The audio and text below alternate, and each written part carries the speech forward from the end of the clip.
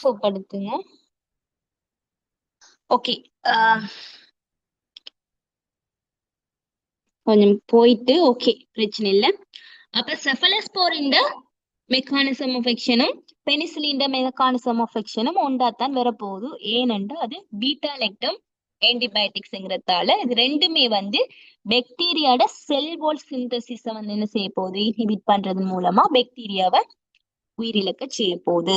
சரி, அப்ப உங்களுக்கு தெரியும் ஒவ்வொரு ஆன்டிபயோட்டிக்ஸும் ஒவ்வொரு மெக்கானிசம் ஆஃப் ஆக்ஷனை வந்து செய்யறதன் மூலமா என்ன செய்ய போகுது, அந்த பாக்டீரியாஸ வந்து அழிக்க போகுது. சரி, அப்ப இந்த விஷயத்த நீங்க ஞாபகத்துல வச்சுக்கோங்க. இந்த ஒவ்வொரு ஆன்டிபயோட்டிக்ஸுக்கும் ஒவ்வொரு மெக்கானிசம் ஆஃப் ஆக்ஷன் வந்து இருக்கு.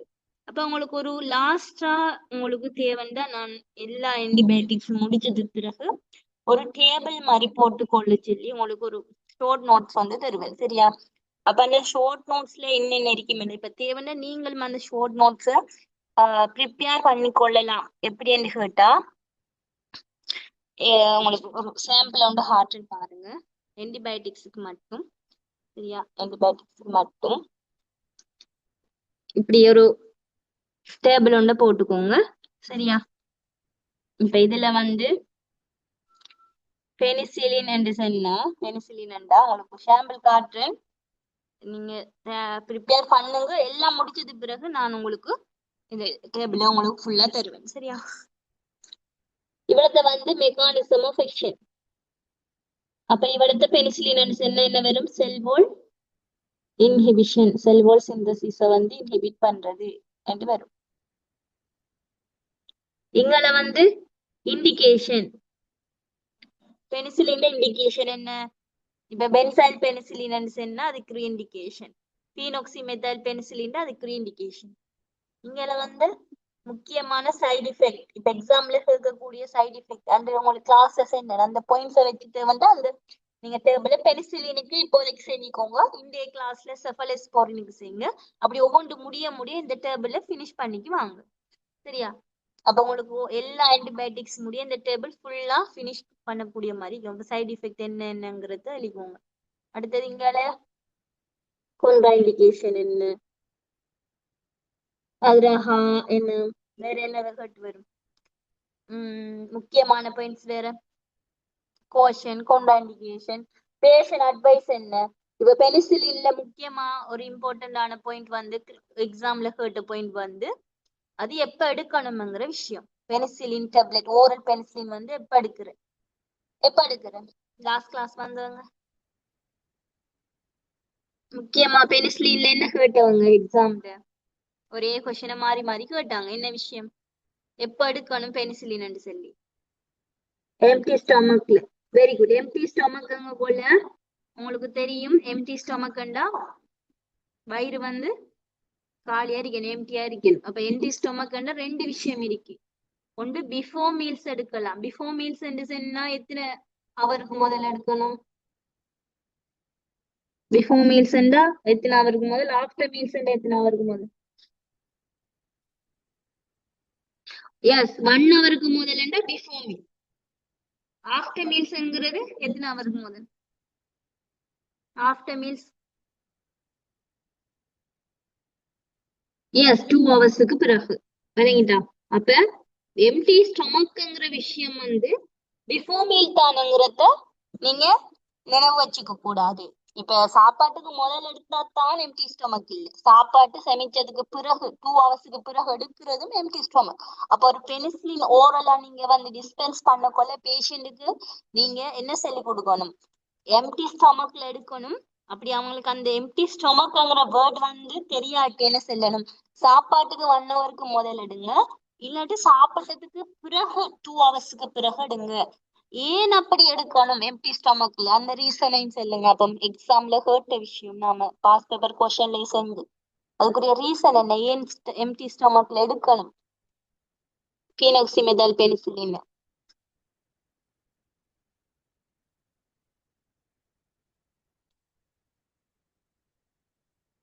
என்ன ரீசன் இருக்கும்,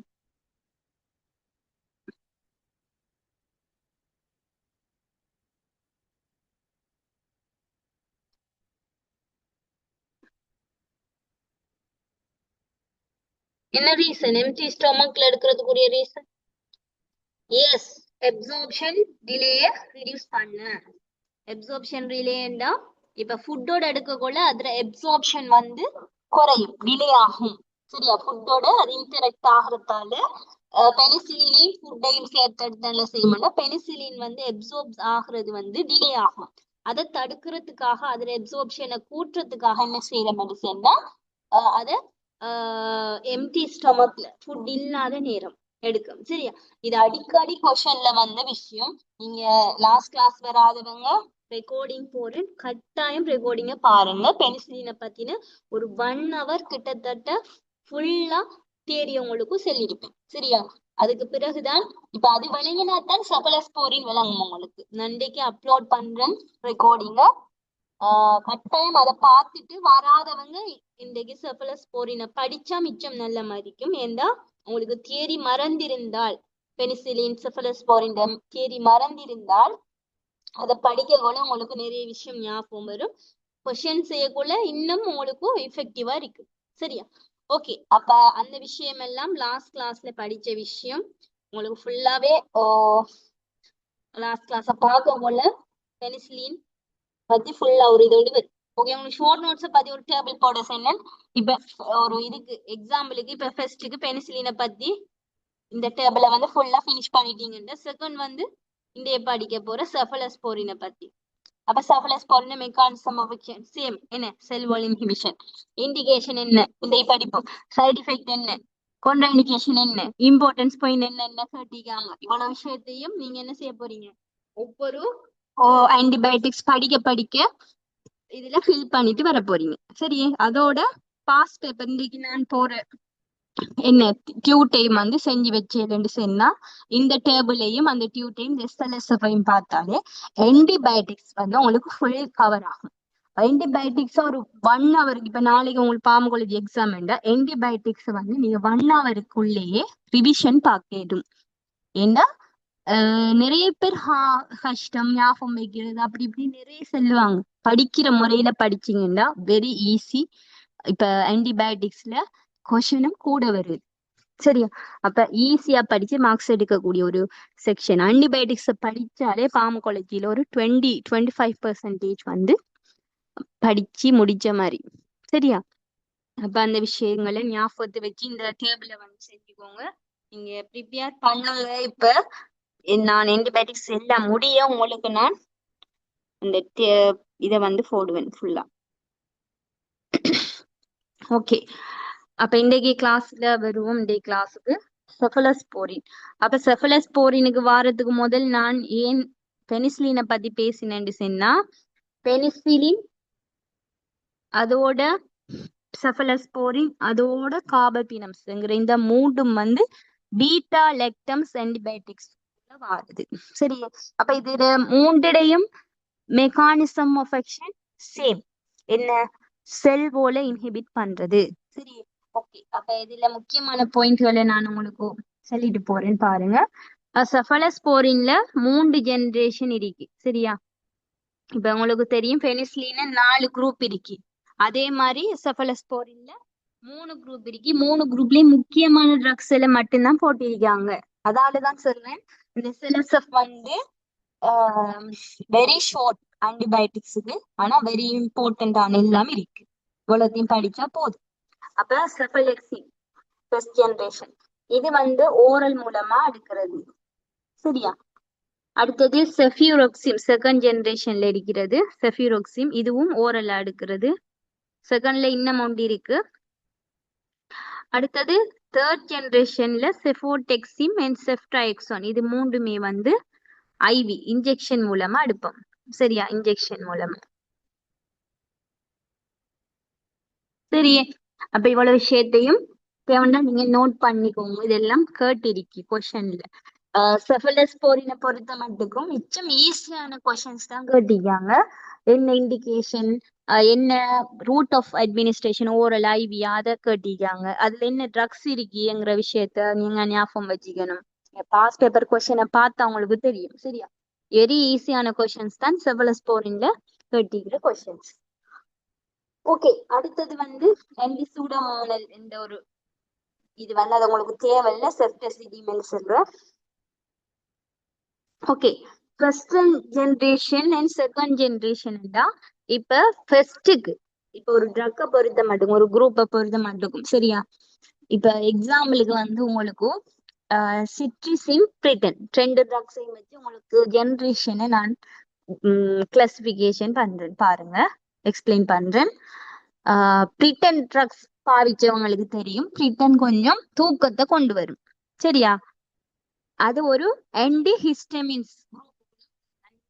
நான் படிப்பிக்கக்குள்ள உங்களுக்கு தெரியும், நான் உங்களுக்கு செஞ்சிருப்பேன் தியரி. ஆன்டிஹிஸ்டமின் ட்ரக்குள்ள வர ஃபர்ஸ்ட் ஜெனரேஷன் ட்ரக் தான் பிரிட்டன். செகண்ட் ஜெனரேஷன் ட்ரக் வந்து சிட்ரிசின். இது ரெண்டும் தெரியுமேங்கிறதால அதை வச்சு எக்ஸ்பிளைன் பண்றேன் பாருங்க. பிரிட்டன் வந்து உங்களுக்கு தெரியும், நீங்க எடுத்தீங்கன்னா நைட்ல எடுக்கணும்னு சொல்லுவாங்க. ஏண்டா நிறைய பேருக்கு அது தூக்கத்தை கொடுக்கும், அதுல சைடு எஃபெக்ட்ல உண்டு தூக்கம் வருது. சிட்ரிசின் எடுத்தீங்கன்னு சொன்னால் அந்த இப்ப ஃபர்ஸ்ட் ஜெனரேஷன் ட்ரக்ல ஒரு குறைபாடு இருக்கு. ஏனென்றா இந்த பிரிட்டன் வந்து ஒரு தூக்கத்தை கொண்டு வர என்கிற ஒரு பிரச்சனையால நிறைய பேர் அதை எடுக்கிறதுக்கு பின்வாங்கினாங்க. அதை போட்டா நித்திர வரும், சில ஒர்க்ஸ் வந்து நம்மளால செய்யலாது. இப்ப நானுமே பிரிட்டன் எடுக்கிறது குறவு, ஆனா சிட்ரிசின் சம்டைம்ஸ் எடுப்பேன். எந்தா கோல்டு ஃபீவர் அப்படி வந்துச்சுண்டா, எழுது அலர்ஜிக்கு வந்துச்சுண்டா பிரிட்டன் விட சிட்ரிசின் எடுக்கிறது கூட.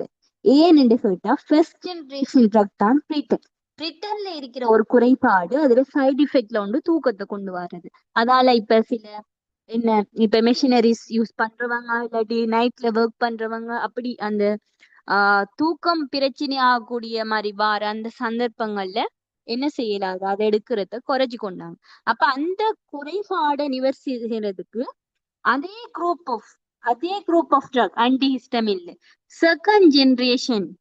இப்ப உங்களுக்கு தெரியும் ஒவ்வொரு ஜெனரேஷனா வருது. இப்ப நாம ஒரு ஜெனரேஷன்ல 90s கிட்ஸ் ஒரு ஜெனரேஷன்ல இருந்தோம். அதை விட அப்டேட்ல 2K கிட்ஸ், அதை விட அப்டேட்ல 2010க்கு பிறந்த கிட்ஸ். அப்படி ஒவ்வொரு ஜெனரேஷனா ஒவ்வொரு இதுலயும் ஜெனரேஷன்லயும் அந்த விஷயங்கள் மாறுபடும். அப்ப அந்த மாதிரி தான் ஒவ்வொரு குரூப் ஆஃப் ட்ரக்லயும் ஃபர்ஸ்ட் ஜெனரேஷன்ல சில ட்ரக்ஸை கண்டுபிடிச்சு வச்சிருப்பாங்க. அதுல ஏதும் குறைகள் இருந்தா செகண்ட் ஜெனரேஷன் அதை நிவர்த்தி செஞ்சு. அப்படித்தான் ஆன்டிஹிஸ்டமின்ஸ்ல ஃபர்ஸ்ட் ஜெனரேஷன் ட்ரக் பிரிட்டன்ல இருந்த அந்த தூக்கம்ங்கிற ஒரு சைடு எஃபெக்ட குறைச்சு கொள்றதுக்காக செகண்ட் ஜெனரேஷன்ல சிட்ரிசின் என்ன செஞ்சாங்க, கண்டுபிடிச்சாங்க சரியா. அப்ப சிட்ரிசின்ல சம்டைம்ஸ் வந்து என்ன செய்யாது, தூக்கம் வராது. ஆனா சிலவங்களுக்கு அதையும் தாண்டி வருது சிட்ரிசின்ல. ஆனா மோஸ்ட் வந்து இப்ப 90% ஆஃப் பாப்புலேஷன்ல சிட்ரிசினுக்கு தூக்கம் இல்லை. அது ஒரு சைடு எஃபெக்டா தூக்கம் இல்லைங்கிறதால இப்ப சிட்ரிசினை காலையில எடுக்கலாம். ஆனா பிரிட்டன் காலையில எடுக்கிறது குறைவு. ஏனென்றா நைட்ல தான் எடுக்கணும் பிரிட்டன் தூக்கம் வரத்தால. அது ஃபர்ஸ்ட் ஜெனரேஷன். அப்ப ஃபர்ஸ்ட் ஜெனரேஷன் ட்ரக்ல வந்த குறைபாட்டை நிவர்த்தி செய்யறதுக்காக என்ன செஞ்சாங்க, செகண்ட் ஜெனரேஷனுக்கு போனாங்க. அதே மாதிரி அப்ப ஏன் ஜெனரேஷன் ஒவ்வொரு குரூப்லயும் கண்டுபிடிக்கிறீங்களா, இப்ப ஃபர்ஸ்ட் ஜெனரேஷன்ல இப்ப செஃபலோஸ்போரின்ல பாருங்க, ஃபர்ஸ்ட் ஜெனரேஷன்ல ஓரல் மட்டும்தான் இருக்கு சரியா. அப்ப ஓரல் மட்டும் இருந்தா ஐவி இல்ல, அப்ப அது ஒரு குறைபாடா இருந்துச்சு. அப்ப சீரியஸான பேஷண்ட்டுக்கு வந்து அக்யூட் கண்டிஷன்ல எப்படி கொடுக்கலாம், அப்ப என்ன செய்யலாம் என்று யோசிச்சு போக்கொள்ள ஓகே செகண்ட் ஜெனரேஷன் ட்ரக்கா என்ன செய்யறாங்க. இப்ப செகண்ட் ஜெனரேஷன் ஓரலாவே வந்துட்டு அதுல ஐவி இல்லைன்னா தேர்ட் ஜெனரேஷன்ல என்ன செய்யறாங்க, ஃபர்ஸ்ட் ரெண்டுலயும் இருந்த குறைபாட்டை நிவர்த்தி செஞ்சு ஐவியை கண்டுபிடிக்காங்க. அதாலதான் ஒவ்வொரு ஜெனரேஷனா ட்ரக்ஸ் வந்து போயிட்டு இருக்கும். இப்ப தேர்ட் ஜெனரேஷன்லயும் ஏதோ குறைபாடு இருந்தா ஃபோர்த் ஜெனரேஷன் ட்ரக் வந்து கொடுப்பாங்க, கண்டுபிடிப்பாங்க. நீங்களும் ஒரு பார்மசிஸ்ட் ஆகி இன்னொரு 5 ஜெனரேஷனை உருவாக்கலாம். இந்த 4 ஜெனரேஷனையும் ஆராய்ஞ்சு ரிசர்ச் பண்ணி 4லயும் இந்த குறை இருக்குன்னு சொல்லி 5ஆவதா நான் ஒன்றை கண்டுபிடிக்கணும் ஒரு ட்ரக்ன்னு சொல்லி 5th ஜெனரேஷன் ட்ரக் நீங்க கண்டுபிடிச்சா 5th ஜெனரேஷன் ட்ரக் வந்து பாவனையில வரும். அது சரியாகிடுச்சுன்னு சொன்னா சரியா. அதனாலதான் ஜெனரேஷனா ட்ரக்ஸ் வந்து ஒரு குரூப்லயும் மாறுது. ஓகே, அப்ப உங்களுக்கு இந்த கொஸ்டின் கிளியர்ன்னு நினைக்கிறேன். அப்ப செஃபலோஸ்போரின்ல வந்து ஒவ்வொரு ஜெனரேஷனும் இருக்கு சரியா. அப்ப ஃபர்ஸ்ட் ஜெனரேஷன்ல ஓரல் இருக்கு, செகண்ட்லயும் ஓரல் இருக்கு, தேர்ட்லயும் ஃபோர்த்லயும் வந்து இன்ஜெக்ஷன்ஸ் ஐவி இருக்கு. சரியா? மெக்கானிசம் ஆஃப் ஆக்ஷன் பார்த்தோம்னு சொன்னா சேம் அஸ் என்ன பெனிசிலின் என்ன inhibit bacterial cell wall synthesis. சரியா? ஓகே, அத பெனிசிலினுக்கு கீழே பார்க்க சொல்லிக்காங்க. ஓகே, அடுத்தது pharmacokinetics பார்த்ததுல cephalosporins are excreted by எதால எக்ஸ்ட்ரீட் ஆகுதுன்னா tubular secretion by kidney சரியா? and the dose should be adjusted in severe renal insufficiency. அப்ப இந்த cephalosporin drug வந்து கிட்னியால தான் எலிமினேட் ஆகுது என்கிறதால சீரியஸான கிட்னி ரீனல் இன்சபிஷியன்சி பேஷண்ட்டுக்கு வந்து இதை என்ன செய்யணும், டோஸை வந்து அட்ஜஸ்ட் பண்ணி கொடுக்கணுமா? சரியா? Some cephalosporins penetrate into the CSF in sufficient concentration when meninges are inflamed and are useful in the treatment of meningitis. சரியா? இது ஒரு முக்கியமான பாயிண்ட். சரியா? இந்த கொஸ்டின்லயும் கேட்டிருக்காங்க. மெனிங்கைட்டிஸ் என்று சொல்றது வந்து உங்களுக்கு நான் லாஸ்ட் கிளாஸ்லயும் சொன்னேன். இப்ப நம்மளோட பிரெயினை சுத்தி இருக்கிற படைகள் 3 படைகள் இருக்கு. சரியா? பிரெயின், இது பிரெயின் என்று சொன்னா பிரெயினை சுத்தி 3 படைகள் இருக்கு. அது 3 மெனிங்ஸ் என்று சொல்றது. சரியா? மெனிங்ஸ் 3 இருக்கு, அதுல 3 படைகள். இந்த மெனிங்ஸ் வந்து இன்ஃபிளேம்ட் ஆகுற சந்தர்ப்பத்துல, இன்ஃபிளேம்ட் ஆகுறா என்ன, சில இன்ஃபெக்ஷன் ஆகுற நேரத்துல வீங்கும், இன்ஃபிளேம்ட் ஆகும். சரியா? இன்ஃபிளமேஷன் ஆகும். அந்த இன்ஃபிளமேஷன் ஆகுற நேரத்துல இந்த செஃபலஸ்போரின் என்ன செய்யும்டா, இந்த சிஎஸ்எஃப்க்குள்ள என்ன செரப்ரோ ஸ்பைனல் ஃப்ளூட், சிஎஸ்எஃப்ங்கிறது என்ன, செரப்ரோ ஸ்பைனல் ஃப்ளூட். இதெல்லாம் நீங்க முதல் இதுல தியரியில படிச்சிருப்பேன்னு நினைக்கிறேன். உங்களுக்கு செஃபலஸ்போரின் நான் செஞ்சதோ தெரியாது. ஸ்பைனல் ஃப்ளூட், செஃபரோஸ்பைனல் ஃப்ளூட்ங்கிறது என்ன சாமனண்டா, நம்முடைய ஸ்பைனல் இருக்குதானே, ஸ்பைனல் என்ன, ஸ்பைனல் கோட், ஸ்பைனல் முள்ளந்தண்டுக்குள்ள இருக்கிற என்ன முன்னா ஸ்பைனல் கோட், அதோட மூளை ரெண்டும், செரப்ரல் மூளை, ஸ்பைனல் முன்னா. இந்த மூளையை முன்னானை சுத்தி ஒரு ஃப்ளூட் ஒன்று இருக்கு. சரியா? அந்த ஃப்ளூட்ல வந்து இந்த அந்த இப்ப மூளைன்னு சொன்னா இப்ப முன்னானோட சேர்த்து வருது. இந்த மெனிங்ஸ் இருக்குதானே, இந்த மெனிங்ஸ் வந்து என்ன செய்யும், இந்த மெனிங்ஸுக்கு இடையில இந்த சிஎஸ்எஃப்ங்கிற இந்த ஃப்ளூட் வந்து இருக்கும். இந்த ஃப்ளூட் இப்ப பிரெயின் வந்து இதுல தெளிவா காட்டுன்னு பாருங்க.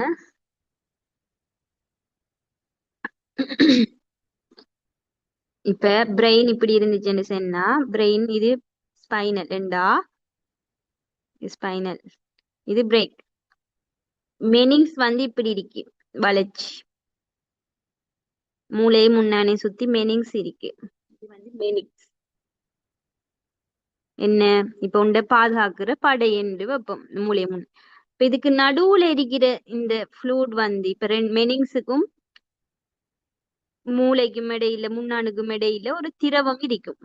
என்ன, இப்ப நம்மளுக்கு எதுவுமே ஆக்சிடென்ட் ஆயிட்டு இல்லாட்டி நம்மளுக்கு எதுவும் அடிபட்டுச்சுன்னா டக்கண்ட மூளை வந்து எஃபெக்ட் ஆகுது. ஏன்னா மூளை வந்து இந்த ஃப்ளூடால பாதுகாக்கப்பட்டிருக்கும். சரியா? இந்த ஃப்ளூட் ஒரு ப்ரொடெக்ஷனை கொடுக்குது. சரியே? அப்ப இதான் வந்து சிஎஸ்எஃப், செரப்ரோஸ்பைனல் ஃப்ளூட், திரவம் மாதிரி இருக்கும். சரியா? அப்ப இந்த மெனிங்ஸை தாண்டி இந்த சிஎஸ்எஃப் தாண்டி தான் ஒரு ட்ரக் வந்து என்ன செய்யணும்டா பிரெயினுக்குள்ள போகணும். ஆனா மோஸ்ட் ஆஃப் த ட்ரக்ஸ் வந்து இந்த சிஎஸ்எஃப் என்ன செய்யாது, தாண்டாது. சிஎஸ்எஃப் வந்து ஒரு பகுதி ஊடு போகக்கூடிய மாதிரி, என்ன செலக்டிவா தான் சில ட்ரக்ஸை மட்டும்தான் என்ன செய்யும், உள்ளுக்கு பெனட்ரேட் ஆக விடும், எல்லா ட்ரக்ஸையும் விடாது. சரியா? அப்ப சில ட்ரக்ஸ் எடுக்கிறதால தலை சுத்துறது, சில தலையிடி வாருது, அப்படி சில சைடு எஃபெக்ட் வாருன்னு சொன்னா அந்த ட்ரக்ஸ் வந்து நம்மட மூளைக்குள்ளேயும் எஃபெக்ட் பெனிட்ரேட் ஆயிருக்கின்ற அர்த்தம். சில ட்ரக்ஸ் வந்து இப்ப கட்டாயம் இப்ப சிஎன்எஸ்ல படிப்பியல், சிஎன்எஸ்ல வார ட்ரக்ஸ் படிப்பியல் அந்நேரம் வந்து அந்த ட்ரக்ஸ் வந்து பிரெயின்லயும் ஸ்பைனல் கோட்லயும் தான் என்ன அதுல லொகேஷன் என்ன அதுல ஒர்க் காட்ட வேண்டிய இடம். அப்ப அந்த ட்ரக்ஸ் வந்து கட்டாயம் என்ன செய்யணும், இதுக்குள்ள பெனிட்ரேட் ஆகணும். சரியா? அப்ப எல்லா ட்ரக்ஸும் வந்து சிஎஸ்எஃப் குள்ள போகுமான்னு கேட்டா இல்ல. சில ட்ரக்ஸ் மட்டும்தான் என்ன செய்யும், சிஎஸ்எஃப் வந்து உள்ளுக்கு விடும். சரியா? அப்ப இந்த செஃபலோஸ்போரின் என்ன செய்யும்னா இந்த சிஎஸ்எஃப் குள்ள பெனிட்ரேட் ஆகும். எந்த சந்தர்ப்பத்திலன்னு கேட்டா இந்த மெனிங்ஸ் வந்து இன்ஃப்ளேம்ட் ஆகி இருக்கிற நேரத்துல மட்டும். சரியா? அப்ப மெனிங்ஸ் வந்து இன்ஃப்ளேம்ட் ஆகி சில இன்ஃபெக்ஷன் வாரத்தால பாக்டீரியா வந்து இந்த மெனிங்ஸ் அட்டாக் பண்ணி இது இன்ஃப்ளேம் ஆகிச்சுன்னு சொன்னா செஃபலோஸ்போரின் எடுத்த மெடிசன்னா செஃபலோஸ்போரின் இந்த சிஎஸ்எஃப் குள்ள என்ன செய்யும், போதுமான அளவு போய் இந்த மெனிங்ஸை வந்து என்ன செய்யும் சொன்னா இன்ஃப்ளேம் ஆகிற அந்த இதுல இருந்து கியூர் பண்ணும். அப்ப மெனிங்கைட்டிஸ் என்கிற விஷயம் என்னன்னு இப்ப உங்களுக்கு தெளிவா விளங்கிருக்கு. மெனிங்கைட்டிஸ்ங்கிற இந்த இந்த மெனிங்ஸ் இன்ஃப்ளேம் ஆகிற இந்த கண்டிஷனுக்கு இந்த செஃபலோஸ்போரினை கொடுப்பாங்க. ஒரு கொஸ்டின்ல கேட்டிருக்காங்க செஃபலோஸ்போரின் இஸ் இண்டிகேட்டட் டு மெனிங்கைட்டிஸ் சொல்லி. சரியா? அப்ப அந்த சந்தர்ப்பத்துல உங்களுக்கு இந்த விஷயம் தெரிஞ்சாதான் அதுக்கு நீங்க சரியா ஆன்சர் கொடுப்பீங்க. சரி, ஓகே. அடுத்த விஷயம் பாருங்க, செஃபலோஸ்போரின் crosses the placenta and they are found in high concentrations in synovial and pericardial fluids. இப்ப இதை வச்சு நாங்க உங்களுக்கு கொஸ்டின் கேட்க போறேன். செஃபலோஸ்போரின் cross the placenta. பிளசண்டாவை செஃபலோஸ்போரின் cross பண்ணும். ஓகே, இப்ப நான் உங்களுக்கு கொஸ்டின் ஒன்று கேட்கேன். பிரெக்னன்சி ஆன ஆட்களுக்கு செஃபலோஸ்போரின் கொடுக்கறது சேஃபா இல்லாட்டி சேஃப் இல்லை?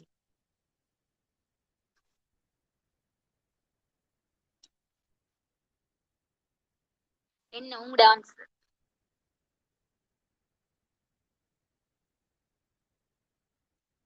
பிரெக்னென்ட் ஆனவங்களுக்கு சேஃபா இருக்குமா கொடுத்தா?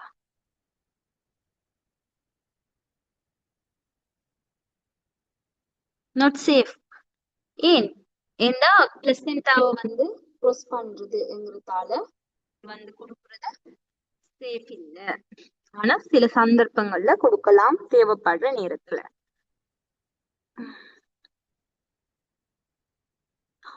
ஓகே, அடுத்த விஷயம் பாருங்க, சைட் எஃபெக்ட்ஸ். கொஞ்சம் விஷயம் தான் இதை பார்த்து தெரியும், எல்லா விஷயம் படிக்கணும் இல்ல.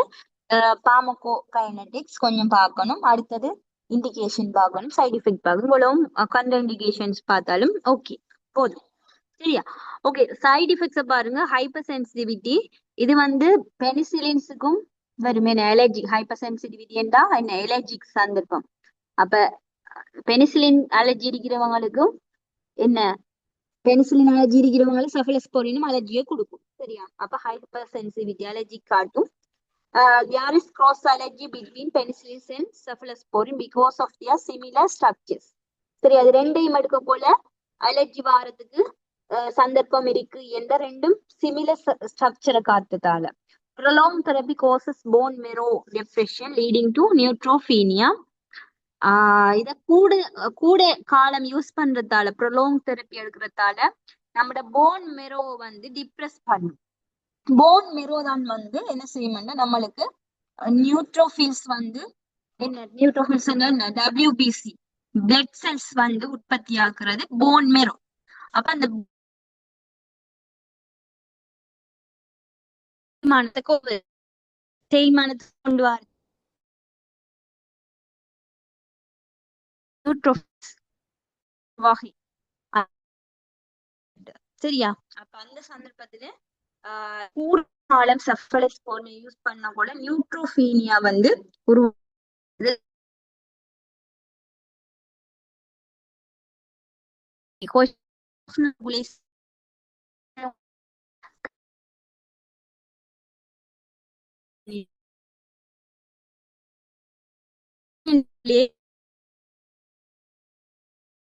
என்ன, அதே மாதிரிதான் இந்த விஷயம் இருக்கிற ஒரே ஒரு ப்ராப்ளம்,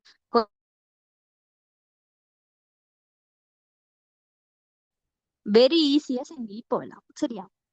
இப்ப நியூட்ரோபீனியா வந்து ஒரு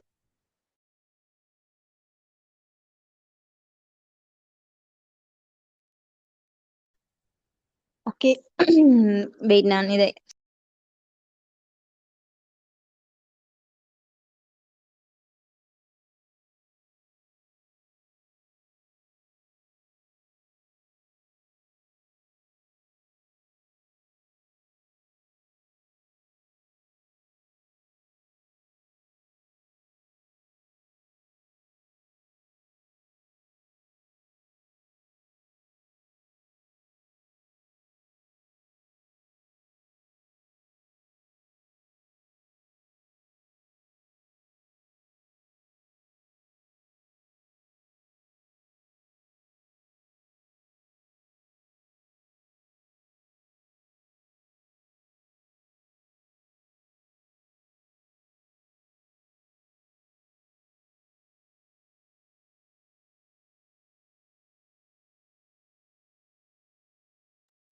okay, sorry for the interruptions.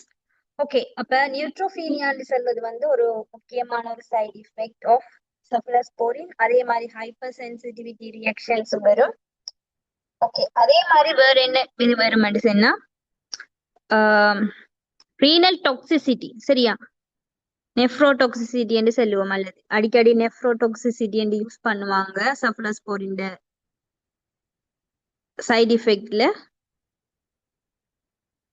சரியா, அப்ப cephalosporin when used in recommended doses rarely produce significant renal toxicity. ஏன் ரீனல் டாக்ஸிசிட்டி வருது அப்படின்னு கேட்டா, இது வந்து ரீனலால, அதாவது கிட்னியால எலிமினேட் ஆகிறதால இது வந்து ரீனல் டாக்ஸிசிட்டி நெஃப்ரோடாக்சிசிட்டிய உருவாக்குறதுக்கு சான்ஸ் கூட. அப்ப உங்களுக்கு தெரியும் சைடு எஃபெக்ட்ல ஹைப்பர் சென்சிட்டிவிட்டி இருக்கு, நியூட்ரோபீனியா இருக்கு முக்கியமானது. ஆனா அடிக்கடி வராது நியூட்ரோபீனியா நெஃப்ரோடாக்சிசிட்டி எல்லாம். சும்மா நார்மலா எடுக்கிறாங்க. இப்ப நார்மலா செஃபலெக்சின், இப்ப நீங்க நார்மலா ஒரு ஓபிடிக்கு போறீங்க, நீங்க சொல்லுங்க எனக்கு சளி இருமல் பிரச்சனை எல்லாம் இருக்குன்னு சொன்னா உங்களுக்கு கட்டாயம் செஃபலெக்சின் டார்க் ப்ளூல வர ஒரு கெப்சியூல். இதுக்கு பிறகு நீங்க கண்டா பாருங்க, கவர்மெண்ட் ஹாஸ்பிட்டல்ல போய் செஃபலெக்சின் என்று போட்டு அடல்ட் சொன்னா 500 மில்லிகிராம் டிடிஎஸ் போகும். அப்படி ஒரு 3 days 35 days அப்படி போகும். சரியா, அப்ப அந்த டேப்லெட்டை நீங்க எடுக்கக்குள்ள நம்மளுக்கு ஐயோ நெஃப்ரோடாக்சிசிட்டி வந்துடும், இல்லாட்டி நியூட்ரோபினியா வந்துடும் அப்படின்னு நீங்க யோசிக்க தேவையில்ல. ஏன்னா அது குறிப்பிட்ட ஒரு ஷார்ட் டேர்முக்கு தான் நீங்க யூஸ் பண்றீங்க. இது லாங் டேர்மா, இப்ப 1 month 2 months இல்லாட்டி 6 months இல்லாட்டி 1 year, இப்ப சில பிரச்சனைகளுக்கு லாங் டேர்ம் போகும் தானே, அப்படி யூஸ் பண்ணக்குள்ளதான் சம்டைம்ஸ் வந்து இப்படியான நியூட்ரோபீனியா நெஃப்ரோடாக்சிசிட்டி இந்த சைடு எஃபெக்ட் எல்லாம் வாரத்துக்கு சான்ஸ் இருக்கு. சரியா, அப்ப அதை வச்சு நீங்க நார்மலா வார சைடு எஃபெக்ட் நீங்க இதை யோசிக்க தேவை. சரியா, ஓகே. கோஷன்ஸ் வந்து என்னன்னா பீட்டா லெக்டம்ஸ் இருக்கிறவங்க இதையும் யூஸ் பண்ணல, அலர்ஜிக் வரதுக்கு சான்ஸ் இருக்கு. பண்ற இண்டிகேஷன்ஸ் வந்து ஹிஸ்டரி ஆஃப் சிவியா அல்லது இமீடியட் ஹைப்பர் சென்சிட்டிவிட்டி. இப்ப பெனிசிலின் இல்லாட்டி செஃபலோஸ்போரின் எடுத்தேன்னு சொன்னா அலர்ஜிக் வந்து குயிக்கா இமீடியட்டா சிவியரா வந்துச்சுன்னு சொன்னா நீங்க இதை எடுக்க இயலாது. சரியா, அப்ப இந்த விஷயங்களை நீங்க கட்டாயம் கொஞ்சம் பாத்துக்கோங்க. வேற என்ன உங்களுக்கு கொஸ்டின் செய்யறதுக்கு நீங்க தேவைன்றதை ரீட் பண்ணிக்கோங்க. கொஸ்டின் செய்யறதுக்கு என்ன தேவைன்னு சொல்லிட்டு நான் கொஸ்டினுக்குள்ள போறேன்.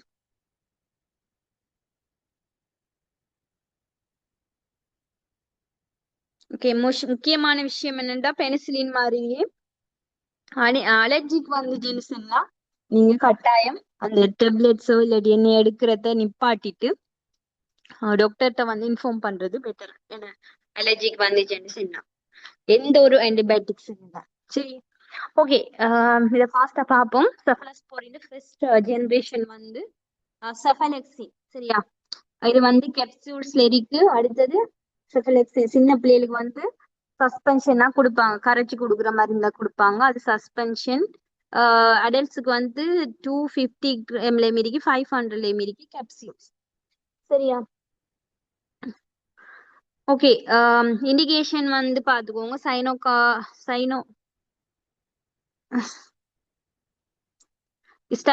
ஸ்டெஃபைலோகோக்கல் ஸ்ட்ரெப்டோகோக்கை இன்ஃபெக்ஷன்ஸ். இது ரெண்டு பாக்டீரியால வர infections. Skin and soft tissue infections. அதோட RTI respiratory tract infections, pharyngitis, otitis media, UTM. சரியா, இதுக்கெல்லாம் கொடுப்பாங்க. அடுத்தது அந்த இண்டிகேஷன்ஸை கொஞ்சம் பார்த்துக்கோங்க. மெயினா கொஞ்சம் இண்டிகேஷன்ஸ் கேட்கறது குறைவு, எது ஹாஸ்பிட்டல்ல கேட்கறது வச்சு நீங்க ஞாபகம் வச்சுக்கோங்க, எல்லாம் ஞாபகம் வைக்க கஷ்டமே. ஓகே, அடுத்து செகண்ட் ஜெனரேஷனை பாருங்க. செகண்ட் ஜெனரேஷன்ல செஃபியோராக்சின். சரியா, செஃபியோராக்சின் வந்து 2 ஃபார்ம்லயும் இருக்கும், டேப்லெட்ஸ்லயும் இருக்கும், இன்ஜெக்ஷன்ஸ்லயும் இருக்கும். அதால செகண்ட் ஜெனரேஷன் வந்து இது ஓரல் மட்டும், oral only first generation. Second generation oral and IV ரெண்டும் இருக்கும். சரியா, தேர்ட் ஜெனரேஷன் பாருங்க.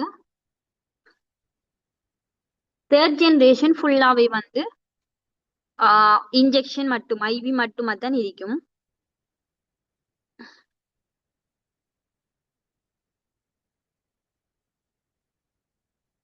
தேர்ட் ஜெனரேஷன் வந்து சஃபியூடெக்சிம். சரியா? அது இண்டிகேஷன்ஸ் பார்த்துக்கோங்க. டோசேஜ் ஃபார்ம்ஸ் வந்து இன்ஜெக்ஷன் மட்டும், ஐவி மட்டும். சரியா? அப்ப இதுல முக்கியமா உங்களுக்கு தெரிய வேண்டிய விஷயங்களை நான் சொல்றேன்னு கேளுங்க. செஃபலோஸ்போரினை பொறுத்த மட்டுக்கும் என்ன ட்ரக்ஸ் இருக்கு? ஃபர்ஸ்ட் ஜெனரேஷன் ட்ரக் என்ன, செகண்ட் ஜெனரேஷன் ட்ரக் என்ன, தேர்ட் ஜெனரேஷன் ட்ரக் என்ன, இது எல்லாத்தையும் ஞாபகம் வச்சுக்கணும். ட்ரக்ஸ் ஏன்னா ட்ரக்ஸ் நேம் கொஞ்சம் உங்களுக்கு குழப்பம், ஆனா ஞாபகத்துல வச்சுக்கணும். ஏன்னா ஃபர்ஸ்ட் ஜெனரேஷன் எது, செகண்ட் ஜெனரேஷன்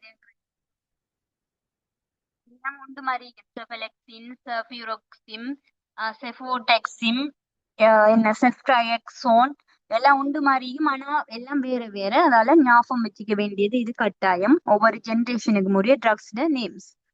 அடுத்த விஷயம், என்ன ஃபார்ம்ல இருக்கு? இப்ப ஃபர்ஸ்ட் ஜெனரேஷன்ல செஃபலெக்சின் என்னென்ன ஃபார்ம், என்ன டேப்லெட்ஸ் இருக்கு, அடுத்தது சஸ்பென்ஷன் இருக்கு. ஓகே, அது. இப்ப செகண்ட் ஜெனரேஷன்ல செஃபியூரோக்சிம்ங்கிறது ஓரலாவும் இருக்கு, இன்ஜெக்ஷனாவும் இருக்கு. தேர்ட் ஜெனரேஷன் தனியா இன்ஜெக்ஷன். இதை மட்டும் ஞாபகம் வச்சுக்கணும். அடுத்தது சைடு எஃபெக்ட் கேட்பாங்க, அதை ஞாபகம் வச்சுக்கோங்க. இண்டிகேஷன் சம்டைம்ஸ் கேட்பாங்க. ஓகே, இவ்வளவு விஷயம் உங்களுக்கு இப்போதைக்கு தெரிஞ்சா போதும். தேவைப்பட்டா பாஸ்ட் பேப்பர்ல என்ன கேட்டிருக்காங்கிறத பார்த்துட்டு நாம தேவைப்பட்டா சில தியரிஸ் அவடுத்த பார்த்துக்குவோம். இப்ப நான் உங்களுக்கு கொஸ்டினுக்கு போறேன். ஓகே, இது தேர்ட் ஜெனரேஷன்ல செஃபோடோக்சிம் அதோட செஃப்ட்ரையக்சோன் ரெண்டுமே இருக்கு. ரெண்டையும் பாருங்க. சஃபிக்சிம் வந்து எஸ் தேர்ட் ஜெனரேஷன். தேர்ட் ஜெனரேஷன்ல நிறைய இருக்கு, நீங்க தேரியில படிச்சதுல நிறைய சொல்லுவாங்க. எஸ்எல்எஸ்எஃப் பொறுத்த மட்டுக்கும் இப்ப என்ன தேவையோ அது மட்டும்தான் எஸ்எல்எஸ்எஃப்ல போட்டிருப்பாங்க. ஸ்ரீலங்காவில மோஸ்ட் யூஸ்ட் ஆகிற இது வந்து எஸ்எல்எஸ்எஃப்ல இருக்கும். தியரியில நீங்க படிக்கக்குள்ள நிறைய படிச்சிருப்பீங்க, ஆனா கொஸ்டின்ல கொஞ்சம் தான் வரும். கொஸ்டினுக்கு தேவைப்பட்டது எஸ்எல்எஃப்ல இருக்கு. அதனாலதான் எஸ்எல்எஸ்எஃப் வச்சு உங்களுக்கு கொஸ்டினுக்கு நான் போறேன். இப்ப இவ்வளவு தான் உங்களுக்கு செஃபலஸ் போரின பொறுத்த மட்டும். நீங்க நோட்ஸ்ல நிறைய படிச்சிருக்கலாம். நோட்ஸ் வந்து படிக்கிறது பாஸ் பேப்பரை தாண்டி உங்களுக்கு நாலேஜுக்கும் நிறைய விஷயம் தியரிய படிக்கக்குள்ள நிறைய விஷயம் படிக்கும். ஆனா பேப்பர் கிளாஸ் கூட பாஸ் பேப்பருக்கு எக்ஸாமுக்கு எது தேவைங்கிறத ஷோர்ட்டா பாத்துக்கு போறதுதான் பாஸ் பேப்பர் ரிவிஷன் கிளாஸா இருக்கும்.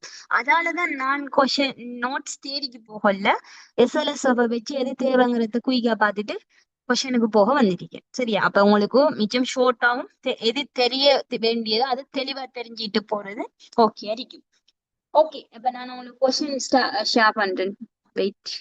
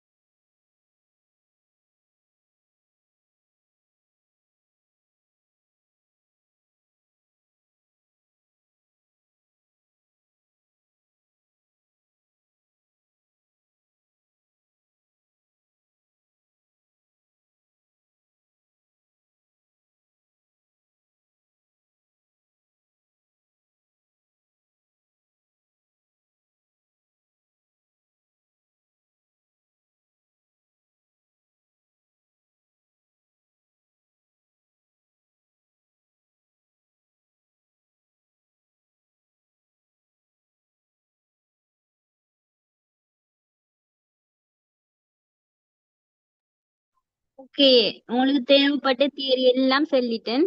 இப்ப நீங்க தான் எனக்கு ஆன்சர் சொல்ல போறீங்க. ஓகே, அப்ப தியரி எல்லாம் படிச்சதால மிச்சம் ஈஸியா இருக்கு இந்த கொஸ்டின் செய்யறதுக்கு. சரி? ஓகே, ஃபர்ஸ்ட் ஒன் நீங்க தான் ஆன்சர் சொல்ல போறீங்க. Cephalexin belongs to the family of drugs called penicillin. True or false? குயிக்கு ஆன்சரை சொல்லிட்டு போங்க. ட்ரூ.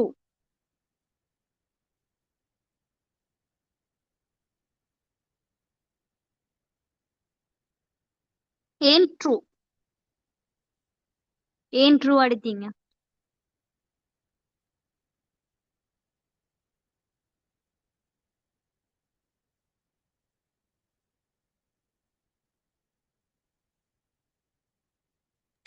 ரெண்டு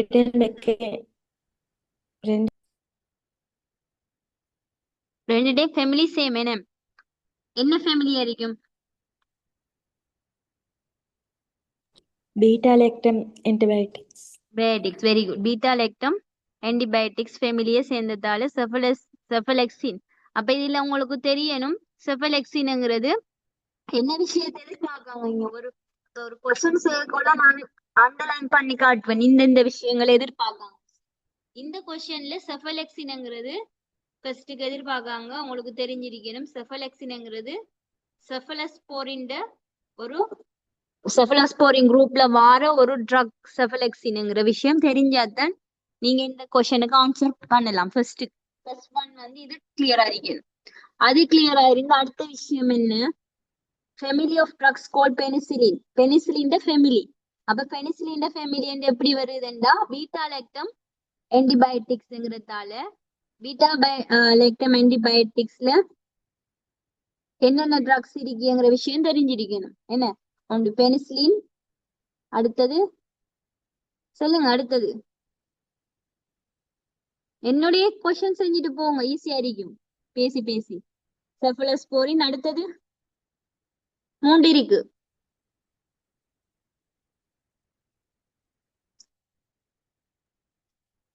மூன்றாவது கார்பபினம்ஸ். சரியா? மூன்றும் பீட்டா லாக்டம் ஆன்டிபயோட்டிக்ஸ்ல வர ஃபேமிலி. அப்ப செஃபலெக்சின் வந்து பெனிசிலின் ஃபேமிலியில வர ஒரு ட்ரக் என்று கேட்டிருக்காங்க. அதால அது ட்ரூ ஒன்று வரும். Very easy. விளங்கிட்டா? வெரி ஈஸி கொஸ்டின் உண்டு இது. ஏண்டா இதுல அடிப்படையா இப்ப உங்களுக்கு தெரியும் இன்றைக்கு செஃபலோஸ்போரினை மட்டும் படிக்கிறதால உங்களுக்கு செஃபலோஸ்போரின் ட்ரக் தெரியும். இப்ப நீங்க பார்மகாலஜி எக்ஸாம் போறீங்களா எத்தனை ட்ரக்ஸ் இப்ப ஞாபகம் வச்சுக்கணும். ஆன்டி ஹைப்பர்டென்சிவ் வரும், அவங்கள ஆன்டிபயோட்டிக்ஸ்ல மத்த எல்லாம் வரும், அப்புறம் சிஎன்எஸ்ல இது வாரது வரும், என்ன ஆஸ்மாவில வர இப்ப எல்லா ட்ரக்ஸையும் ஞாபகம் வச்சுக்கோல. செஃபலெக்சின் எந்த குரூப் மறந்து இல்லைண்டா அடுத்து இந்த கொஸ்டினுக்கு ஆன்சர் பண்ணலாம் போயிடும். அப்ப இவ்வளவு ஈஸி கொஸ்டின் இருந்தாலும் நீங்க ஞாபகம் வைக்க இயலாது. சரியா? அப்ப இந்த விஷயத்த நீங்க எடுத்தா சரி. Okay, second one, cefuroxime is an oral cephalosporin. True or false?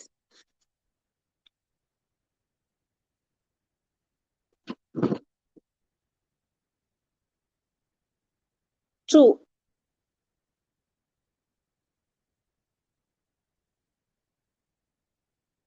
Any other answers?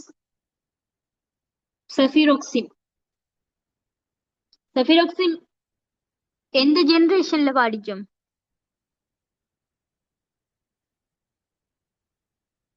ஃபர்ஸ்டா செகண்டா? Second, very good. அப்ப செஃபிரோக்சிம் வந்து செகண்ட் ஜெனரேஷன்ல இருக்கிற. அப்ப உங்களுக்கு தெரியணும் செஃபிரோக்சிம். இப்ப நீங்க கொஸ்டின்ல பார்த்தீங்கன்னா தெரியும். செஃபிரோக்சிம்ங்கிற பேரை கண்டா உங்களுக்கு ஞாபகம் வரணும் இது ஒரு செஃபலோஸ்போரின் ட்ரக், செஃபலோஸ்போரின் குரூப் ஆஃப் ட்ரக். அதுலயும் செகண்ட் ஜெனரேஷன்ல வருது. அப்ப தெரியும் செகண்ட் ஜெனரேஷன்ல ஓரலும் இருக்கு, அதே மாதிரி ஐவியும் இருக்கு. ஆனா செஃபியூரோக்சிம்ங்கிறது ஓரல். சரியா? செஃபியூரோக்சிம்ங்கிறது வந்து ஒரு லேசட்டில்னு சொல்லி டேப்லெட்ல வரும். செஃபியூரோக்சிம் லேசட்டில் 500 டேப்லெட் இருக்கு. சரியா? அப்ப இது வந்து ட்ரூ. ஓகே, அடுத்தது வந்து cefotaxime is an injectable cephalosporin. True or false?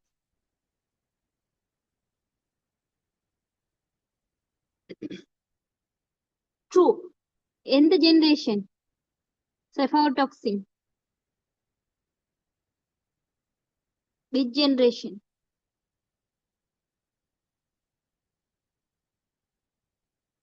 third generation. very good. அப்ப இப்ப பாருங்க எத்தனை நான் உங்களுக்கு சொன்னேன். செஃபலோஸ்போரினை பொறுத்த மட்டுக்கும் கட்டாயம் ஜெனரேஷனோட ட்ரக் ஞாபகம் இருக்கு. இவ்வளவு விஷயம் படிச்சா நீங்க நான் இன்னைக்கு கிளாஸ்ல சொல்ற விஷயம் தெரிஞ்சா நீங்க செஃபலோஸ்போரின்ல மார்க்ஸ் எடுத்து என்ன செஃபலோஸ்போரின் மெக்கானிசம் ஆஃப் ஆக்ஷன் அது எந்த ஃபேமிலியில வருது? பீட்டா லாக்டம் ஃபேமிலியா? என்ன ஃபேமிலி? சரியா? அதோட ஒவ்வொரு ஜெனரேஷன்லயும் இருக்கிற ட்ரக்க கட்டாயம் ஞாபகம் வச்சுக்கோங்க. ஃபர்ஸ்ட் ஜெனரேஷன்ல அதோட என்ன ஃப்ரூட் இருக்கு. இப்ப ஃபர்ஸ்ட் ஜெனரேஷன்ல என்ன ரூட்? ஓரல் மட்டும். செகண்ட்ல ஓரல் ஐவி, தேர்ட்ல ஐவி. அப்ப இந்த ட்ரக்கோட அந்த ரூட்டை ஞாபகம் வச்சுக்கோங்க. அடுத்து சில சைடு எஃபெக்ட், சில இண்டிகேஷன். அது சைடு எஃபெக்ட் இண்டிகேஷன் வரப்போல உங்களுக்கு தெரியும், எது ஞாபகம் வச்சுக்கணும். இவ்வளவும் தெரியும், அவ்வளவும் தான் உங்களுக்கு. இப்ப இவ்வளவுத்தையும் ஒரு பக்கத்துல எழுதலாம். என்ன சின்ன ஒரு நோட் புக் எடுத்தா ஒரு பக்கத்துல இவ்வளவுத்தையும் எழுதலாம். என்னென்ன விஷயம்? ஜெனரேஷனோட ட்ரக் வருது, அதோட ரூட் வருது, இவ்வளவும் தெரிஞ்சா நீங்க சப்ளஸ் போர்ல மார்க்ஸ் இருக்கு. இவ்வளவு ஈஸின்னு பாத்தீங்களா? நிறைய விஷயம் தியரியில படிச்சிருப்பேன். அப்ப அதை படிக்க கூட ஐயோ பயந்திருப்பேன். இவ்வளவு விஷயம் படிக்கணுமா, இவ்வளவு ஞாபகம் வைக்கணுமா, எவ்வளவு சைடு எஃபெக்ட் இருக்கு, எவ்வளவு இண்டிகேஷன் இருக்கு. ஆனா எல்லாமே கொஸ்டின்ல வாரல்ல. கொஸ்டின்ல வாரத்துக்கு என்ன தேவையோ அதை நீங்க குயிக்கா ஞாபகம் வச்சிருந்தா நீங்க மார்க்ஸ் வெரி ஈஸியா எடுக்கலாம். அதான் நான் திருப்பி திருப்பி ரிவிஷன் கிளாஸ்ல சொல்ற விஷயம். ஓகே, அப்ப செஃபோடாக்சிம்ங்கிறது தேர்ட் ஜெனரேஷன் செஃபலோஸ்போரின். அது வந்து ஃபுல்லாவே இன்ஜெக்டபிளா இருக்கும், ஐவி ஃபார்ம்ல வரும். ஓகே, அடுத்த விஷயம் பாருங்க. இப்ப திருப்பி வருது 2003ல வந்த கொஸ்டின். இப்ப 2004ல அதே கொஸ்டின் வருது. அப்ப 2003 அந்த பாஸ் பேப்பர் செஞ்சவங்களுக்கு இது எவ்வளவு ஈஸியா இருக்குன்னு பாத்தீங்களா? Okay, cefuroxime axetil is an oral cephalosporin same question true ஒன்று வரும். அது ஒரு ஓரல் செகண்ட் ஜெனரேஷன்ல வாங்குது. நான் சென்னை குயிக்கா செஞ்சுட்டு போலாம். இது கொஸ்டின் அண்டு சொல்லி தியரி தான் கொஞ்சம் எடுத்து படிச்சிருந்தா, டைம் எடுத்து படிச்சிருந்தா கொஸ்டின் வெரி ஈஸி. ஓகே, ஈகோஸ்டமா பாருங்க. Cephalexin is a third generation cephalosporin. True or false?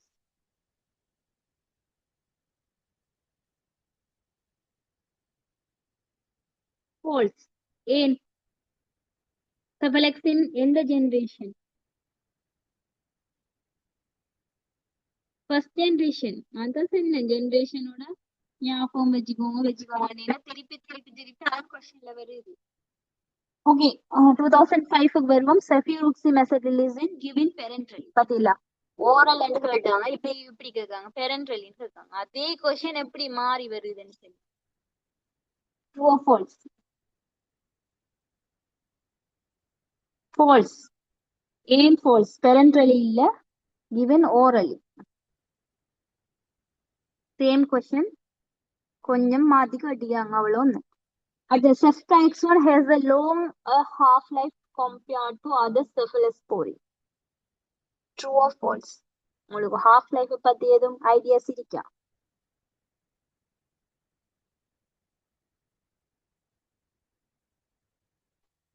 Okay, இது மட்டும்தான் கொஞ்சம் வித்தியாசமா வந்திருக்கேன். இதுக்கு சில சில சொல்ற ஞாபகம் வச்சுக்கோங்க. உங்களுக்கு தெரியாட்டியும் இதை வச்சு இதுக்கு பிறகு உங்களுக்கு சம்டைம்ஸ் கேட்டா ஹாஃப் லைஃப் வச்சு இந்த கொஸ்டின் வந்திருக்கு பாருங்க. ஹாஃப் லைஃப் பொறுத்த மட்டுக்கும் மத்த ஆன்டிபயோட்டிக்ஸை விட, சரியா, செஃபலோஸ்போரின் ஆன்டிபயோட்டிக்ஸ், செஃபலோஸ்போரினுக்கு வந்து ஹாஃப் லைஃப் வந்து லாங், சரியா. அதுலயும் செஃப்ட்ராக்சோனுக்கு வந்து லாங் ஹாஃப் லைஃப் மத்ததை விட, சரியா. செஃப்ட்ராக்சோன் வந்து ஐவியை தான் கொடுக்குறது. ஏன் வந்து செஃபலோஸ்போரின் வந்து ஹாஃப் லைஃப் கூட அப்படின்னு கேட்டா, செஃபலோஸ்போரின் டெலிகோங்க செஃபலோஸ்போரின் ஹாஃப் லைஃப் வந்து லாங் other than antibiotics. அது ஆன்டிபயோட்டிக்ஸ் இல்லாட்டியும் செஃபலோஸ்போரின் ஹாஃப் லைஃப் லாங்கா தான் வரும். அதுக்குரிய ரெண்டு ரீசன் இருக்கு. ஃபர்ஸ்ட் ஒன் வந்து ஹைலி புரோட்டீன் பவுண்டா இருக்கும், சரியா. இது வந்து பாமகோ கைனெட்டிக்ஸ்ல நீங்க படிச்சிருக்கணும். புரோட்டீன் பவுண்டா இருந்தா ஹாஃப் லைஃப் கூடன்னு சொல்லி படிச்சிருக்கீங்களா பாமகோ கைனெட்டிக்ஸ் படிக்க கொள்ள?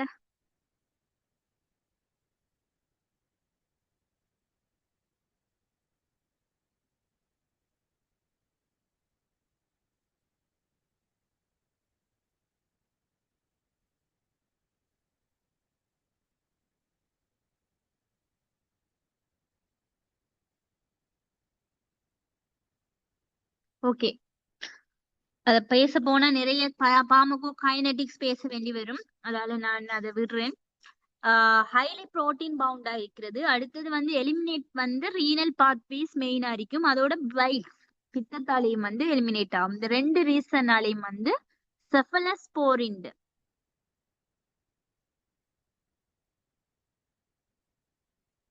ஓகே, செஃபலஸ்போரின் டிடிஎஸ் தான் கொடுக்குற ஹாஃப் லைஃப். ஓகே, ஆனா அது வந்து ஓரல் அரிக்கிறது தான் டிடிஎஸ் கொடுப்பாங்க. இப்ப செஃபலெக்சின் டிடிஎஸ் போகும், 6 வழியும் போகும். ஆனா செஃப்ட்ரையக்ஸோனை கேட்டிருக்காங்க. இங்க செஃப்ட்ரையக்ஸோனுங்கிறது ஓரலா?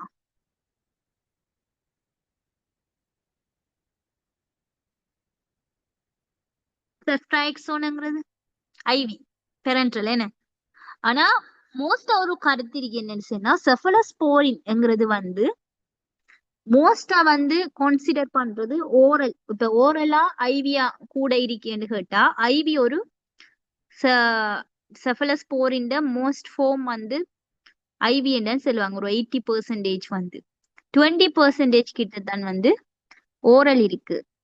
ஒரு காலத்துல ஒரு கொஸ்டின்ஸே வந்து எங்களுக்கு இன்டர்னல்ல வந்து ஒரு கொஸ்டின், இப்படி ஒரு கொஸ்டின் கேட்டாங்க. அப்பதான் நாங்களே தேடி கண்டுபிடிச்சோம். செஃபலஸ்போரின் given is available as oral form. அப்ப அதுக்கு பிறகுதான் செஃபலஸ்போரின் ஓரல் ஃபார்ம்ல இருக்கா என்று யோசிச்சது பிறகு செஃபலெக்சின் ஃபர்ஸ்ட் இருக்கு, செகண்ட் அதுல இருக்கேன். ஏன்னு கேட்டா செஃபலஸ்போரின் அவைலபிளா கிடைக்கிற மோஸ்ட் வந்து இன்ஜெக்டபிள் ஃபார்ம் தான். சரியா? செஃப்ட்ராக்சோன், செஃபியூரோக்ஸ், செஃபடெக்சிம், சரியா? இதெல்லாம் வந்து மோஸ்டா அவைலபிளா ஸ்ரீலங்கன் ஹாஸ்பிட்டல் பார்த்தேன்னு சொன்னா செஃபலஸ்போரின் மோஸ்ட் ட்ரக்ஸ் குரூப் வந்து ஐவில தான் இருக்கும். சரியா? ஓரல் வந்து கொஞ்சம் தான் இருக்கும். செஃபியூரோக்சிம் மற்றும் செஃபலெக்சிம் ரெண்டும் தான் ஓரல் ஃபார்ம்.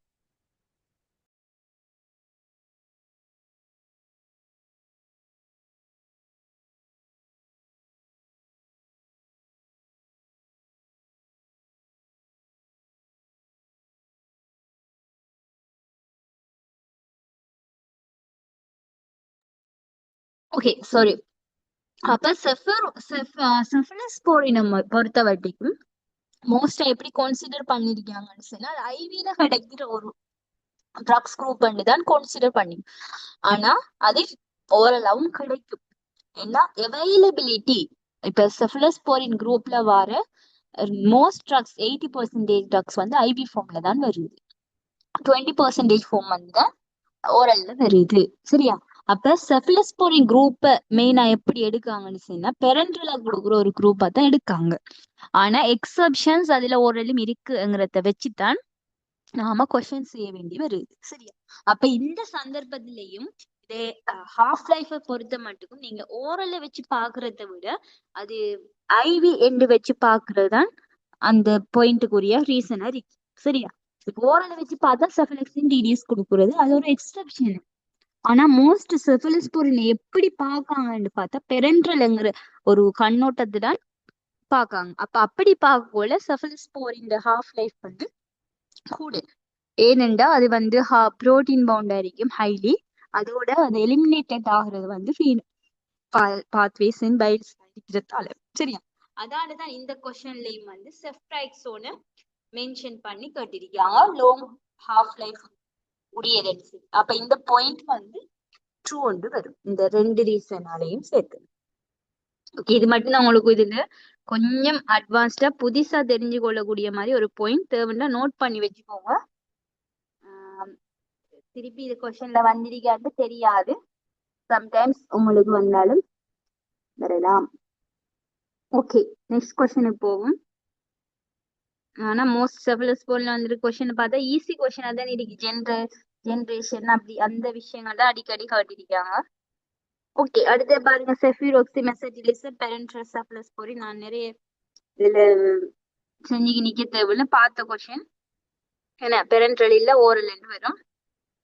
அடுத்த கொஸ்டினை பாருங்க, செஃபியூரோக்சி, மெசடிலிஸ் கிவன் ஓரலி. ஒரே question. Okay, low and short half life range வந்து ஒவ்வொன்றுக்கும் ஒவ்வொரு மாதிரி வரும். இப்ப செஃப்ட்ரைக்ஸோன் வந்து செஃப்ராக்சோனுக்கு மட்டும் செல்வன் கேட்டுக்கோங்க தேவண்டா. நீங்க ரேஞ்ச் கேக்குறதால தேவண்டா தெரிஞ்சு வச்சுக்கிறதுக்காக நான் சொல்றேன். செஃப்ராக்சோன் வந்து அடல்ட்ஸுக்கு வந்து 6 to 9 hours வரும். சில்ட்ரன் நியோனேட்ஸுக்கு வந்து 12 to 17 hours கிட்ட வரும். சில்ட்ரனுக்கு வந்து ரெண்டுக்கும் இடையில, ஆனா குறிப்பிட்டு சொல்ல இயலாது. அடல்ட்ஸுக்கும் நியோனேட்ஸுக்கும் வாரத்துக்கு இடையில வந்து சில்ட்ரன்ஸுக்கு வரும். Between adults and neonates.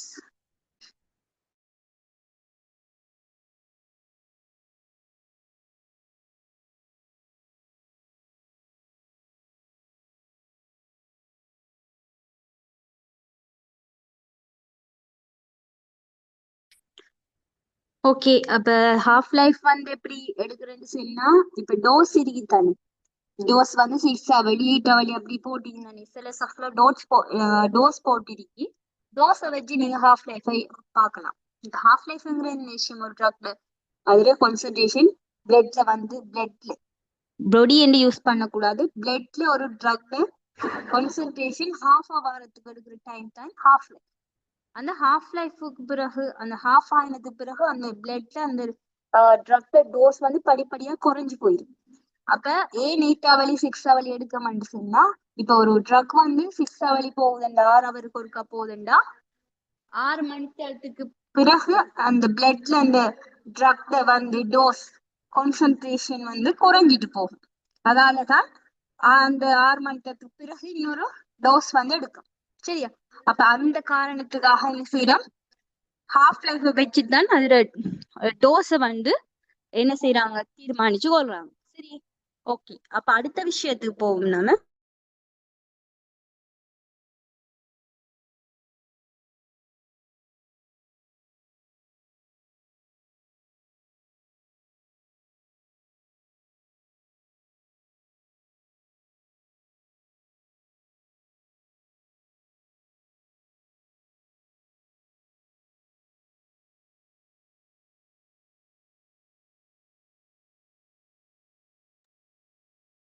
Okay, அடுத்த क्वेश्चन பாருங்க. Ceftriaxone is contraindicated during pregnancy.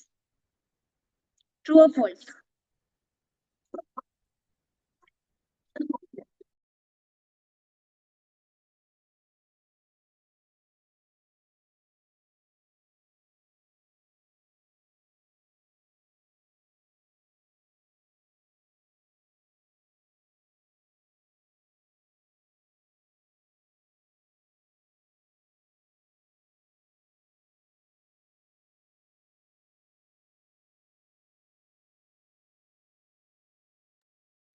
Okay, அது ஃபால்ஸ் என்று வரும். ஏன்னு கேட்டா செஃப்ட்ராக்சீன் வந்து செஃப்ட்ராக்சீன் இல்ல, இது வந்து செஃபலெக்சின் என்று வர வேண்டியது. Spelling mistake. சரியா? செஃபலெக்சின். ஆனா செஃபலெக்சினோ செஃபிரோக்சினோ whatever cephalosporin கண்ட்ரா இண்டிகேஷன் வந்து பிரெக்னன்சில இல்ல. நான் உங்களுக்கு ஒரு கொஸ்டின் கேட்டேன், பிளசண்டாவை வந்து க்ரோஸ் பண்ணணும்னு சொல்லி. ஆனா பிளசண்டாவை க்ரோஸ் பண்றதுக்காக சேஃப் இல்லையான்னு கேட்டேன். ஆனா நாட் சேஃப் வந்துச்சு. ஆனா சேஃப் இல்ல, நாட் சேஃப் தான், பட் நாட் கான்ட்ரா இண்டிகேஷன். எதுக்கு கான்ட்ரா இண்டிகேஷன்? செஃபலோஸ்போரின் குரூப்ஸ் எதுக்கு கான்ட்ரா இண்டிகேஷன் வரும்? கான்ட்ரா இண்டிகேஷன் என்ன பாயிண்ட் பண்ணு?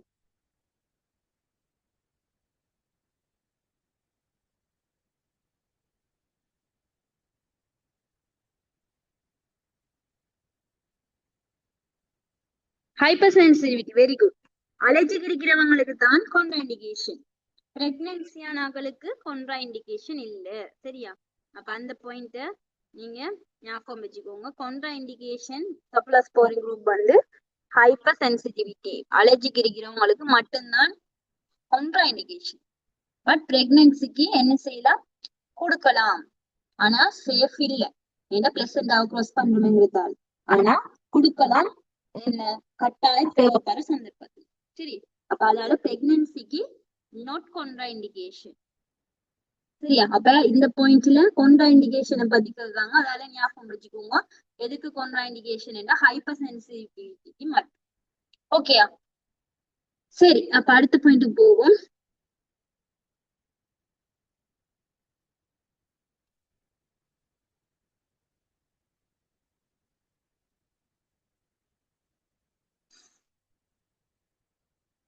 ஓகே, அடுத்ததும் அடிக்கடி ஒரு இது கிட்டத்தட்ட ஒரு 10-12 தரம் வந்துட்டு செஃபிரோக்சிமெசெட்டில் கோஷன் என்று எடுக்கலாம். சம்டைம்ஸ் வந்து சில செஃப்ல கோஷன்ஸ்லயும் கொடுக்கல. என்ன ரீனல் இன்சபிசியன்சி இருக்கிறவங்களுக்கு மட்டும் டோஸ் அட்ஜஸ்ட்மெண்ட் கொடுக்க சொல்லிருக்கு. கோஷன் என்று எடுக்கலாம், ஆனா சம்டைம்ஸ் அப்படி எடுக்க தேவையில்லை. எல்லா கோஷன்ல கொடுக்கல பிரெக்னன்சி என்று சொல்லி.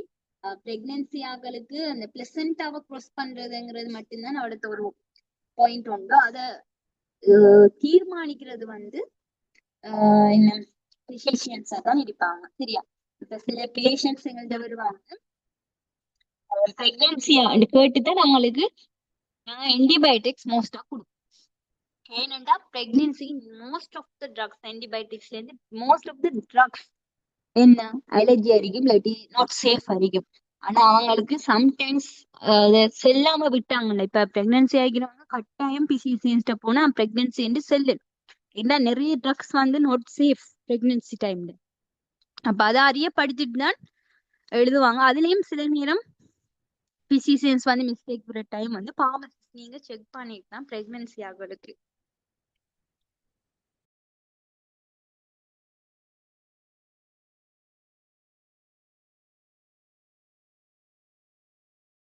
பிரெக்னன்சி பிரெஸ்ட் ஃபீட் பண்றவங்க, அடுத்தது வந்து சில்ட்ரன்ஸ், சின்ன பிள்ளைகள் என்ன 1 year குறைஞ்சி இவங்களுக்கெல்லாம் எல்டர்லி பேஷண்ட்ஸ் மோஸ்ட்.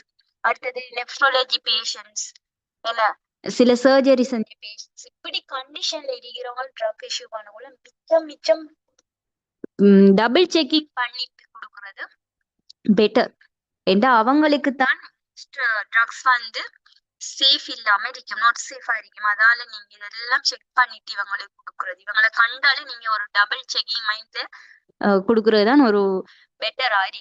சரி, ஓகே, அடுத்த இது போவோம். செஃபிரோக்சிம் ஓரல் செஃபலோஸ்போரின். ஓகே, அது ட்ரூ. நிறைய தரம் பார்த்த ஒரு கொஸ்டின். ஓகே, அடுத்தது பாருங்க. அடுத்த கொஸ்டின் நீங்க மெக்டோலைட் படிய கூட படிக்கிறது இதுல தவறுதலா போடப்பட்டுட்டு 10th கொஸ்டினை பாருங்க. 10th 2012 வந்தது. The following antibacterial groups or agents are correctly paired with recognized side effects. Okay, இதுக்கு நீங்க ஆன்சர் சொல்ல போறீங்க. Cefotaxime bacterial meningitis. இதுல சைடு எஃபெக்ட் தான். செஃபோடாக்சிம்ல ஒரு சைடு எஃபெக்ட் வந்து bacterial meningitis. True or false?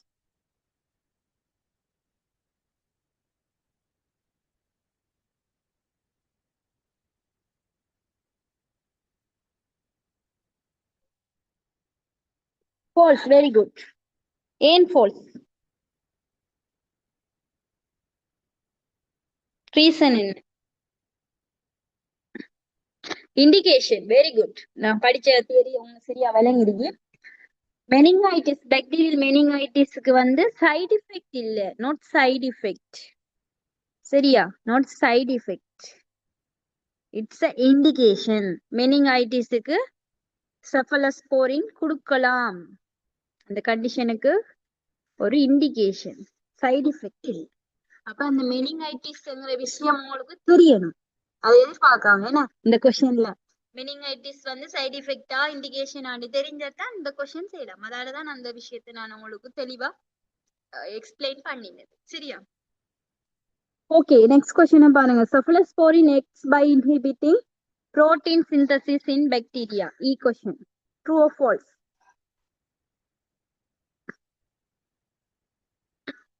False. ஏன்? Why false? Cell wall synthesis தான். Yes, cell wall synthesis தான் அதுல மெக்கானிசம் ஆஃப் ஆக்ஷன். அப்ப இதுல வந்து என்னத்துக்கு எதிர்பார்க்காங்க? மெக்கானிசம் ஆஃப் ஆக்ஷன் தெரிஞ்சிருக்கணும் ஒரு ஆன்டிபாக்டீரியாவுல. சரியா? ஆன்டிபயோட்டிக்ஸ்ல. சாரி. அடுத்த விஷயம் பாருங்க. Antimicrobial groups recommended to avoid pregnancy include cephalosporin.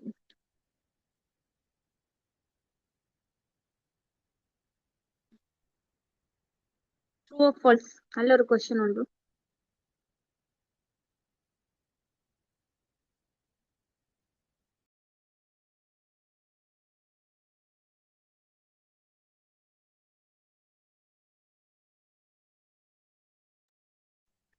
Okay, true and எடுத்திருக்கேன். என்ன reason?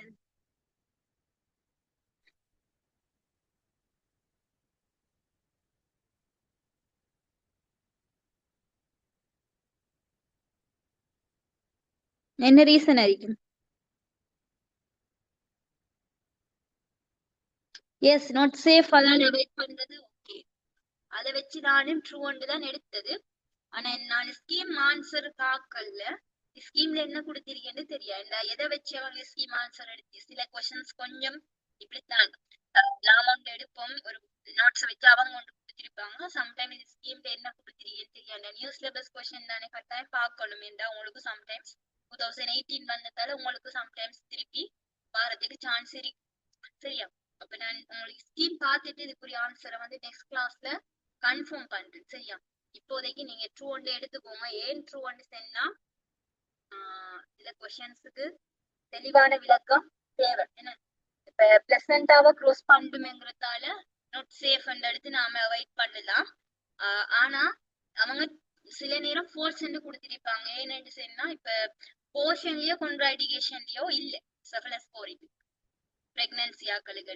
என்ன இப்ப பிரெக்னன்சி போர்ஷன்லயோ கொண்ட்ராடிகேஷனே இல்ல. அப்ப அதை வச்சு சம்டைம்ஸ் அவாய்ட் பண்றது. இப்ப அவாய்ட் பண்றதுன்றா எப்படி எடுக்கிறாங்க? கொண்ட்ராண்டிகேஷன் இல்லாட்டி கோஷன்.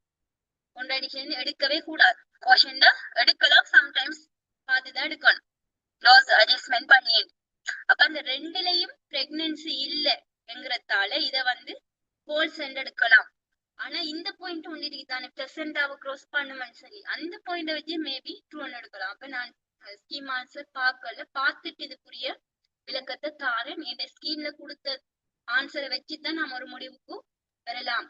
ஏன்னா இது நியூ சிலபஸ் வந்து கொஸ்டின்ங்கிறதால ரிப்பீட் ஆகுது. சரி, அதுல தெளிவான ஆன்சரை வச்சு தெளிவான விளக்கத்தை நாம எடுத்துக்கொள்றதுதான் சரியா இருக்கும். இதையும் ஒருக்கா கன்ஃபார்ம் பண்ணிட்டு நான் தேவையான ஒரு டாக்டர் தேவார்ட்டி கேட்டுட்டும் புரிய விஷயத்த நான் உங்களுக்கு நெக்ஸ்ட் கிளாஸ்ல உங்களுக்கு தெளிவா சொல்றேன். ஏன்னா இது முக்கியமான ஒரு கொஸ்டின்ங்கிறதால.